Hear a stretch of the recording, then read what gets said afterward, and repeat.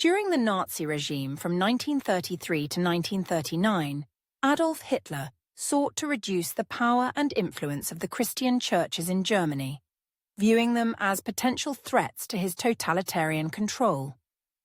While both the Catholic and Protestant churches were deeply embedded in German society, Hitler was determined to ensure that their influence did not undermine the Nazi ideology or the absolute loyalty he demanded from the German people.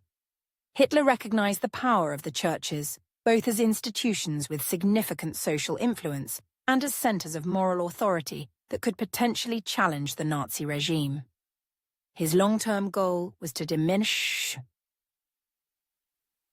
the role of Christianity in German life, eventually replacing it with a state-controlled belief system centered on Nazi ideals. However, aware of the strong attachment many Germans had to their faith, Hitler initially approached the churches with caution, using a combination of coercion, manipulation, and propaganda to weaken their influence gradually.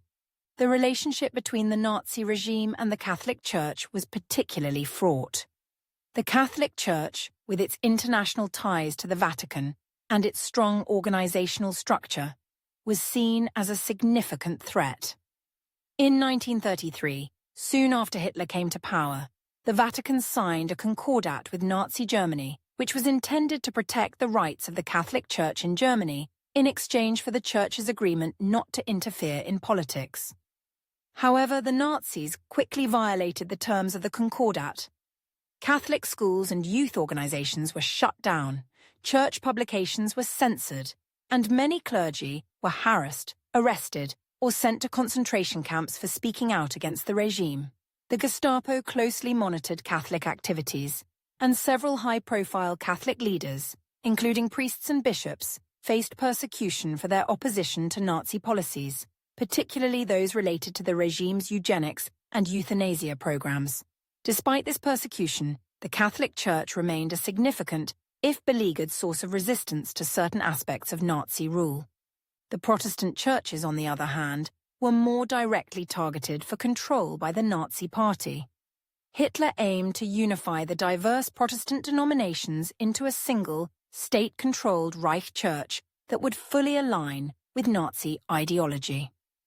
In 1933, the regime helped establish the German Christians movement, a group of pro-Nazi Protestants who sought to align the teachings of the Church with the principles of National Socialism.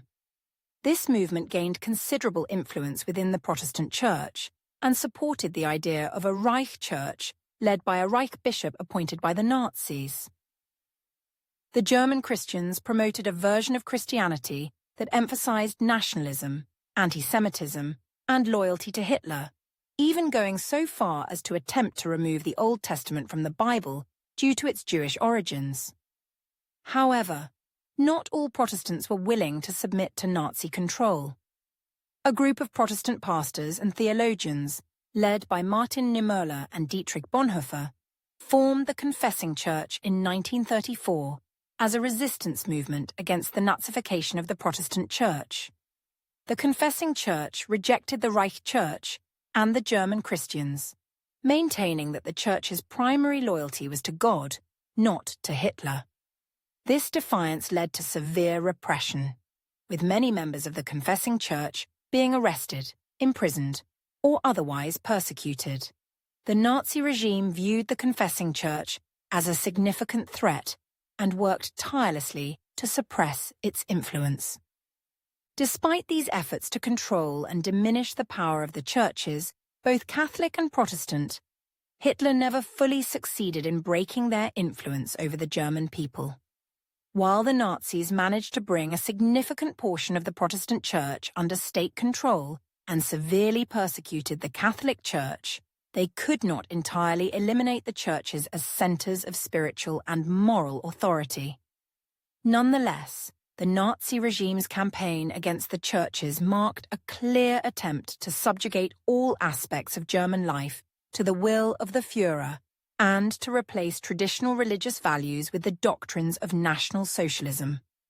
This struggle between the Nazis and the Christian churches highlighted the broader conflict between totalitarianism and the enduring influence of religious belief in German society.